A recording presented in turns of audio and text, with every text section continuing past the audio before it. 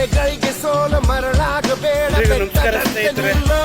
ಎಲ್ಲೋ ಒಂದ್ ಕಡೆ ಇವತ್ತಿನ ಒಂದು ದಿನಗಳಲ್ಲಿ ಮಕ್ಕಳ ಭವಿಷ್ಯದಲ್ಲಿ, ಮಕ್ಕಳ ಒಂದು ಜೀವನದಲ್ಲಿ, ಮಕ್ಕಳ ಒಂದು ಏನು ಅವರ ಒಂದು ಚರಿತ್ರೆ ಸೃಷ್ಟಿ ಮಾಡಬೇಕು, ಡಾಕ್ಟರ್ ಆಗಬೇಕು, ಇಂಜಿನಿಯರ್ ಆಗಬೇಕು, IAS ಆಗಬೇಕು, IPS ಆಗಬೇಕು. ಎಷ್ಟೋ ತಂದೆ ತಾಯಿಗಳು ತಮ್ಮ ಒಂದು ಮಕ್ಕಳುಗಳನ್ನ ಏನೋ ಕನಸನ್ನು ಕಂಡಿರ್ತಾರೆ. ನನ್ನ ಮಗ ಅದಾಗಬೇಕು, ಇದಾಗಬೇಕು, ಒಬ್ಬ ರಾಷ್ಟ್ರ ಪ್ರೇಮಿ ಆಗಬೇಕು, ದೇಶವನ್ನು ಪ್ರತಿನಿಧಿಸಬೇಕು, ಒಬ್ಬ ಪ್ರಧಾನಿ ಆಗಬೇಕು, ಮುಖ್ಯಮಂತ್ರಿ ಆಗಬೇಕು, MLA ಆಗಬೇಕು, MP ಆಗಬೇಕು, ನೂರಾರು ಕನಸುಗಳನ್ನ ಆಸೆ ಹೊತ್ತಂಥ ನಮ್ಮ ತಂದೆ ತಾಯಿಗಳು ಎಲ್ಲೋ ಒಂದು ಕಡೆ ಮಕ್ಕಳುಗಳ ಭವಿಷ್ಯ ಜೊತೆ ಇವತ್ತು ತಮ್ಮ ಸರ್ಕಾರಗಳು ಚೆಲ್ಲಾಟಗಳು ಆಡ್ತಿದೆ. ಇವತ್ತು ಸರ್ಕಾರಗಳ ಧೋರಣೆಗಳಿಂದ ಎಲ್ಲೂ ಮಕ್ಕಳ ಭವಿಷ್ಯಗಳು ಇವತ್ತು ಏನು ಪ್ರಶ್ನೆ ಪತ್ರಿಕೆ ಏನು ಲೀಕ್ ಆಗಿದೆ, ನಿಟ್ಟೆ ಏನಿದೆ ಇವತ್ತು 2026 ಏನು ಮಕ್ಕಳ ಒಂದು ನಿಟ್ಟೆ ಪರೀಕ್ಷೆಯಲ್ಲಿ ಎಷ್ಟು ಪ್ರಶ್ನೆ ಪತ್ರಿಕೆ ಸೋರಿಕೆ ಆಗಿದೆ. ಯಾರ ಕೈವಾಡ ಇದೆ ಇವತ್ತು? ರಾಜ್ಯ ಸರ್ಕಾರ ಕೈವಾಡ ಇದೆಯಾ? ಕೇಂದ್ರ ಸರ್ಕಾರದ ಕೈವಾಡ ಇದೆಯಾ? ಯಾವ ಕುತಂತ್ರಿಗಳದ್ದು ಇವತ್ತು ಕೈವಾಡದಿಂದ ಇವತ್ತು ನಮ್ಮ ಒಂದು ಮಕ್ಕಳ ಭವಿಷ್ಯ ಇವತ್ತು ಬೀದಿಗೆ ಬಂದು ನಿಂತಿದೆ. ಎಷ್ಟೋ ಇವತ್ತು ಮಕ್ಕಳುಗಳು ಇವತ್ತು ಆತ್ಮಹತ್ಯೆಗೆ ಶರಣಾಗಿದ್ದಾರೆ. ಎಲ್ಲೋ ತಮ್ಮನ್ನು ತಾವು ಎಲ್ಲೋ ಒಂದು ಕಡೆ ಮನಸ್ಸನ್ನು ಹಿಂಡಿಕೊಂಡು ಎಲ್ಲೋ ಒಂದು ಕಡೆ ನೇಣಿಗೆ ಶರಣಾಗಿದ್ದಾರೆ. ಎಲ್ಲೋ ಒಂದು ಕಡೆ ಅವರ ಭವಿಷ್ಯ ಏನು, ಅವರ ತಂದೆ ತಾಯಿಗಳು ನೂರಾರು ಕನಸುಗಳು ನುಚ್ಚು ನೂರು ಮಾಡಿದಂಥ ಎಲ್ಲೋ ಒಂದು ಕಡೆ ಇವತ್ತು ಯಾವೊಂದು ಪ್ರಶ್ನೆ ಪತ್ರಿಕೆ ಸೋರಿಕೆ ಮಾಡುವಲ್ಲಿ ಯಾವ ಒಂದು ಗುರುಗಳ ಪಾತ್ರಗಳಿದೆ.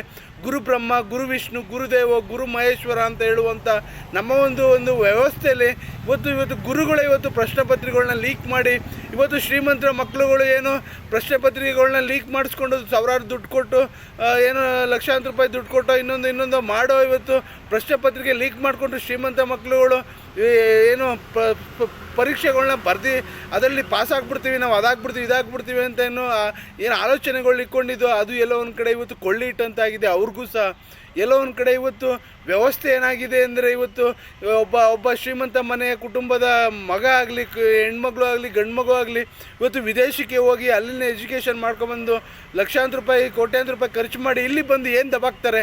ಇಲ್ಲಿ MLA ಆಗೋದು, MP ಆಗೋದು, ಇಲ್ಲಿನ ಒಂದು ವ್ಯವಸ್ಥೆನೇನು ಬದಲಾವಣೆ ಅಂತೂ ಮಾಡಲ್ಲ. ಇವತ್ತು ಶ್ರೀಮಂತ ಮಕ್ಕಳುಗಳು ಬರೀ ಉಂಡಾಡಿ ಗುಂಡುನಾಗೆ ಉಣ್ಕೊಂಡು ಓಡಾಡ್ಕೊಂಡು ಅಪ್ಪನ ದುಡ್ಡಲ್ಲಿ ಮಜಾ ಮಾಡ್ಕೊಂಡಿರ್ತಾರೆ ಹೊರತು ಇಲ್ಲಿ ಏನು ಕಟ್ಟೆ ಕರೆದಾಕೋದು ಏನೂ ಇಲ್ಲ. ಅದೇ ಇವತ್ತು ಬಡವ್ರ ಮಕ್ಕಳುಗಳು ಇವತ್ತು ಕಷ್ಟಪಟ್ಟು ಓದಿ ಇವತ್ತು ನಿಟ್ಟೆ ಎಕ್ಸಾಮ್ಗಳನ್ನ ತೆಗೆದುಕೊಂಡು ಭವಿಷ್ಯನ ರೂಪಿಸ್ಕೋಬೇಕು. ಎಲ್ಲೋ ಒಂದು ಕಡೆ ಒಂದು ದೇಶವನ್ನು ಕಟ್ಟಬೇಕು, ನನ್ನ ತಂದೆ ತಾಯಿಗಳನ್ನ ನಾನು ಚೆನ್ನಾಗಿ ನೋಡ್ಕೋಬೇಕು, ನನ್ನ ತಾತ ಅಜ್ಜಿನ ಚೆನ್ನಾಗಿ ನೋಡ್ಕೋಬೇಕು ಅಂತ ಏನು ಕನಸುಗಳನ್ನ ಇಟ್ಕೊಂಡು ಎಲ್ಲೋ ಒಂದು ಕಡೆ ಇವತ್ತು ವಿದ್ಯಾರ್ಥಿಗಳು ಪರೀಕ್ಷೆ ಬರೆದಂಥ ಸಂದರ್ಭದಲ್ಲಿ ಅವರ ಕನಸುಗಳಿಗೆ ಇವತ್ತು ಕೊಳ್ಳಿ ಇಟ್ಟಂತಾಗಿದೆ. ಎಲ್ಲೋ ಒಂದು ಕಡೆ ನೋವಿನ ಸಂಗತಿಗಳೇ ಏನಾಗ್ತಿದೆ. ಇವತ್ತು ಪ್ರಜಾಪ್ರಭುತ್ವದ ವ್ಯವಸ್ಥೆಯಲ್ಲಿ ಇವತ್ತು ಗುರುಗಳು ಏನು ಮಾಡ್ತಿದ್ದಾರೆ, ಇವತ್ತು ಲಕ್ಷ ದುಡ್ಡುಗೋಸ್ಕರ ತಮ್ಮನ್ನು ತಾವು ಪ್ರಶ್ನೆ ಪತ್ರಿಕೆಗಳನ್ನ ಲೀಕ್ ಮಾಡಿಕೊಂಡು ಸೋರಿಕೆ ಮಾಡಿಕೊಂಡು ಇವತ್ತು ಶ್ರೀಮಂತರ ಗುಲಾಮಗಿರಿಯಿಂದ ಇವತ್ತು ಗುರುಗಳು ಬದುಕ್ತಿದ್ದಾರೆ.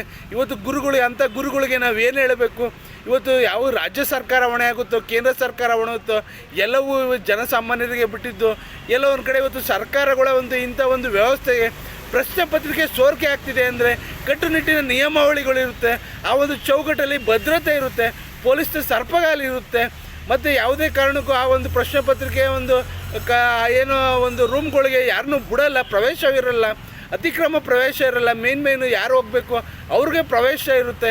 ಇಲ್ಲಿ ಯಾರು ಪ್ರಶ್ನೆ ಪತ್ರಿಕೆಗಳನ್ನ ಸೋರಿಕೆ ಮಾಡಿದ್ದಾರೆ, ಇವತ್ತು ಅಷ್ಟೊಂದು ಭದ್ರತೆ ಇದ್ದು ಇವತ್ತು ಪ್ರಶ್ನೆ ಪತ್ರಿಕೆ ಸೋರಿಕೆ ಆಗ್ತದೆ ಅಂದರೆ ಇದರ ಹಿಂದಿನ ಕೈವಾಡಗಳೇನು, ಯಾರು ಇವತ್ತು ಇದ್ರ ಹೊಣೆನ ಹೊರ್ತಾರೆ? ಇವತ್ತು ಮಕ್ಕಳ ಒಂದು ಜೀವನ ಜೊತೆ ಚೆಲ್ಲಾಟ ಆಡ್ತಿರುವ ಸರ್ಕಾರನೇ ನೇರವಾಗಿ ಹೊಣೆ ಆಗುತ್ತೆ. ಎಲ್ಲೋ ಒಂದು ಕಡೆ ನಾನು ವಿಡಿಯೋ ಮುಖಾಂತರ ಇಡೀ ರಾಜ್ಯದ ಒಂದು ಮಕ್ಕಳು ಪುಣ್ಯಾತ್ಮ ತಂದೆ ತಾಯಿಗಳ ಮಕ್ಕಳುಗಳಲ್ಲಿ ಕೈ ಮುಗ್ದು ಬೇಡ್ತೀನಿ, ಯಾವುದೇ ಕಾರಣಕ್ಕೂ ಆತ್ಮಹತ್ಯೆಗೆ ಶರಣಾಗಬೇಡಿ. ನಿಮ್ಮ ಭವಿಷ್ಯ ಮುಂದಿನ ದಿನಗಳಲ್ಲಿ ಉಜ್ವಲ ಆಗುವಂಥದ್ದಿದೆ. ಎಲ್ಲೋ ಒಂದು ಕಡೆ ನಿಮ್ಮ ತಂದೆ ತಾಯಿಗಳು ನೂರಾರು ಕನಸನ್ನು ಕಟ್ಟಿದ್ದಾರೆ. ನೀವು ಆತ್ಮಹತ್ಯೆಗೆ ಒಂದೇ ಪರಿಹಾರ ಅಲ್ಲ, ಶರಣಾಗಲ್ಲ. ಇದಿಲ್ಲ ಅಂದರೆ ಇನ್ನೊಂದು ದಾರಿ ಇರುತ್ತೆ, ಬದುಕಿಗೆ ನೂರಾರು ದಾರಿ. ನಿಮ್ಮ ಒಂದು ವಯಸ್ಸಲ್ಲಿ ಇಂಥ ಒಂದು ಯೋಚನೆಗಳು ಅಸಹಜವಾದದ್ದು. ಎಲ್ಲೋ ಒಂದು ಕಡೆ ದುಡುಕಿ ನಿರ್ಧಾರನ ಕೈಗೊಳ್ಳಬೇಡಿ. ನಿಮ್ಮ ಆತ್ಮಹತ್ಯೆಗೆ ಒಂದು ಶರಣಾಗೋದು ಬೇಡ. ಎಲ್ಲೋ ಒಂದು ಕಡೆ ಇಂಥ ಪರೀಕ್ಷೆಗಳನ್ನು 10 ಹಲವು ಬರೆದು ನೀವು ಮುಂದೆ ಜೀವನದಲ್ಲಿ ದೊಡ್ಡ ಏನೋ ಡಾಕ್ಟ್ರೋ, ಇಂಜಿನಿಯರೋ, ಏನು ಮಹಾನ್ ವ್ಯಕ್ತಿಗಳಾಗ್ಬೋದು. ಅದು ನಿಟ್ಟೆ ಒಂದೇ ಇದೆ ಅಲ್ಲ, ನಿಮಗೆ ಶಾವೇ ಶರಣಾಗೋದು ಬೇಡ.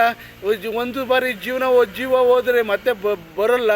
ತಂದೆ ತಾಯಿಗಳು ಆಸೆಗಳು ಇಡುತ್ತಾರೆ, ಅವರ ಆಸೆಗಳಿಗೆ ಕೊಳ್ಳಿ ಇಡಬೇಡಿ. ಎಲ್ಲೋ ಒಂದು ಕಡೆ ಇಂಥ ಸರ್ಕಾರಗಳ ಧೋರಣೆಗಳಿಂದ ನೀವು ಮುಂದೆ ಸಿಡಿದೆದ್ದು ಇಂಥ 10 ಹಲವು ಸ್ಪರ್ಧೆಗಳನ್ನ ಕಷ್ಟಪಟ್ಟು ಓದಿ ಬರೆದ್ರೆ ನಿಮ್ಮ ಮೇಲೆ ಎದ್ದು ಬಂದರೆ ಅದ್ರ ಪರಿಣಾಮ ಇಡೀ ರಾಜ್ಯ ಸರ್ಕಾರ ಅಲ್ಲ ಕೇಂದ್ರ ಸರ್ಕಾರನ ಅಳ್ಳಾಡಿಸುವಂಥ ಶಕ್ತಿ ಇವತ್ತು ಮುಂದಿನ ದಿನಗಳಲ್ಲಿ ನೀವು MLA ಆಗ್ಬೋದು MP ಆಗ್ಬೋದು, ನಿಮಗೆ ಆದಂಥ ಒಂದು ಶಕ್ತಿ ಇದೆ. ಎಲ್ಲ ಒಂದು ಕಡೆ ಇಂಥ ದುಷ್ಟ ಶಕ್ತಿಗಳು ಮಾಡುವಂಥ ಈ ಒಂದು ವ್ಯವಸ್ಥೆಯಿಂದ ನಾಳೆ ಇನ್ನು ಮುಂದಿನ ತಲೆಮಾರುಗಳೇನಿದೆ, ನಿಮ್ಮ ಮಕ್ಕಳುಗಳು, ನಿಮ್ಮ ಮೊಮ್ಮಕ್ಕಳುಗಳು, ಅವರ ಒಂದು ಪರಿಸ್ಥಿತಿಗಳು ಆಗೋದು ಬೇಡ. ಈ ಥರ ನಿರ್ಣಯಕ್ಕೆ ಶರಣಾಗೋದು ಬೇಡ. ನೀವು ಗಟ್ಟಿಯಾಗಿ ನಿಂತು ಎಲ್ಲವನ್ನು ಶಕ್ತಿಯುತವಾಗಿ ಎದುರಿಸಿದ್ರೆ ಅವತ್ತು ನಿಮ್ಮ ಜೀವನ ಒಳ್ಳೆಯದಾಗುತ್ತೆ. ನಾನು ಈ ವಿಡಿಯೋ ಮುಖಾಂತರ ರಾಜ್ಯದ ಜನತೆಯಲ್ಲಿ ಕೈ ಮುಗ್ದು ಬಿಡ್ತೀನಿ. ದೇಶದ ಜನತೆ, ವಿದ್ಯಾರ್ಥಿಗಳಲ್ಲಿ ಯಾವುದೇ ಕಾರಣಕ್ಕೂ ಆತ್ಮಹತ್ಯೆಗೆ ಶರಣಾಗೋದು ಬೇಡ.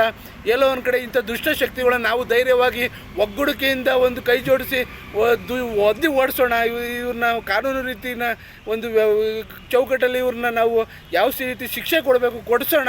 ಅದು ಬಿಟ್ಟು ಆತ್ಮಹತ್ಯೆಗೆ ಶರಣಾಗೋದು ಬೇಡ. ಯಾವುದೇ ಕಾರಣಕ್ಕೂ ದುಡುಕಬೇಡಿ. ಎಲ್ಲೋ ಒಂದು ಕಡೆ ಸರ್ಕಾರದ ನೀತಿಗಳಿಗೆ, ನಿಯಮಾವಳಿಗಳಿಗೆ, ಎಲ್ಲೋ ಒಂದು ಕಡೆ ಇಂಥ ಒಂದು ಕಿಂಗ್ ಪಿನ್ಗಳು ಏನಿದ್ದಾರೆ ಇವತ್ತು ಏನೋ ಪೇಪರ್ಗಳನ್ನ ಲೀಕ್ ಮಾಡಿ ಹಣವನ್ನು ದೋಚಬೇಕು ಅಂತ ಏನು ವ್ಯವಸ್ಥಿತವಾದಂಥ ಒಂದು ಪಿತೂರಿಗಳು ನಡೆದಿದೆ. ಎಲ್ಲೋ ಒಂದು ಕಡೆ ಇಂಥ ಒಂದು ವ್ಯವಸ್ಥೆ ಶ್ರೀಮಂತರಿಂದ ನಡೀತದೋ, ಬಡವರಿಂದ ನಡೀತದೋ, ಅದು ಎಲ್ಲೋ ಒಂದು ಕಡೆ ಕಾನೂನು ಚೌಕಟ್ಟಲ್ಲಿ ಆಗುತ್ತೆ. ಎಲ್ಲೋ ಒಂದು ಕಡೆ ಎಲ್ಲೋ ಒಂದು ಕಡೆ ವಿದ್ಯಾರ್ಥಿಗಳಿಗೆ ಇದರಿಂದ ಅನಾನುಕೂಲ ಮತ್ತು ಒಂದು ನೋವಾಗುತ್ತೆ. ಕಷ್ಟಪಟ್ಟು ಓದಿ ಬರೆದ್ರು ನನಗೆಲ್ಲೋ ಒಂದು ಕಡೆ ನಾನು ಒಬ್ಬ ವಿದ್ಯಾರ್ಥಿ ಆದಂಥ ಸಂದರ್ಭದಲ್ಲಿ ಅನುಭವಿಸೋದಂತೂ ನನಗೂ ಅರ್ಥ ಆಗುತ್ತೆ. ಆದರೆ ವ್ಯವಸ್ಥೆಯಲ್ಲಿ ಏನಾಗ್ತಿದೆ ಅಂದರೆ ಇದು ವ್ಯವಸ್ಥೆ ಬೇರೆ ಕಡೆ ಹೋಗೋದ್ರಿಂದ ಎಲ್ಲೋ ಒಂದು ಕಡೆ ಇವತ್ತು ಜನಸಾಮಾನ್ಯರು ದಿಕ್ಕು ತಪ್ಪಿಸುವಂಥದ್ದು ಎಲ್ಲೋ ಒಂದು ಕಡೆ ವ್ಯವಸ್ಥೆ ಆಗುತ್ತೆ. ಎಲ್ಲೋ ಒಂದು ಕಡೆ ನಾವು ಧೈರ್ಯವಾಗಿ ಫೇಸ್ ಮಾಡೋಣ, ಕಾನೂನು ಚೌಕಟ್ಟಲ್ಲಿ ಹೋರಾಡೋಣ. ಎಲ್ಲೋ ಒಂದು ಕಡೆ ಇಂಥ ನಿಟ್ಟ ಪರೀಕ್ಷೆಗಳನ್ನ ಇನ್ನೂ 10 ಒಲವು ಬರಲಿ, ಅದನ್ನು ಧೈರ್ಯವಾಗಿ ಎದುರಿಸೋಣ. ಮುಂದಿನ ದಿನಗಳಲ್ಲಿ ಇಡೀ ಒಂದು ವ್ಯವಸ್ಥೆಯಲ್ಲಿ ಗಟ್ಟಿಯಾಗಿ ನಿಲ್ಲೋಣ ಅಂತೇಳಿ ವಿದ್ಯಾರ್ಥಿಗಳಿಗೆ ಕರೆ ಕೊಡ್ತಾ, ವಿದ್ಯಾರ್ಥಿಗಳು ಯಾವುದೇ ಕಾರಣಕ್ಕೂ ಎದೆಗುಂದಬೇಡಿ ಅಂತ ಹೇಳ್ತಿ ಈ ವಿಡಿಯೋ ಮುಖಾಂತರ ಇಡೀ ಒಂದು ವ್ಯವಸ್ಥೆಯಲ್ಲಿ ಎಲ್ರಿಗೂ ಒಳ್ಳೆಯದಾಗಲಿ. ಮತ್ತು ಹಾಗೆಯೇ ಎಲ್ಲರೂ ಧೈರ್ಯವನ್ನು ಕಳ್ಕೊಳ್ಳಬೇಡ. ತಂದೆ ತಾಯಿಗಳಿಗೆ ಶಕ್ತಿ ತುಂಬಿ ಎಲ್ಲರೂ ಒಳ್ಳೆಯದಾಗಲಿ. ಜೈ ಹಿಂದ್, ಜೈ ಕರ್ನಾಟಕ. ಮತ್ತು ಒಂದೇ ಮಾತರಂ.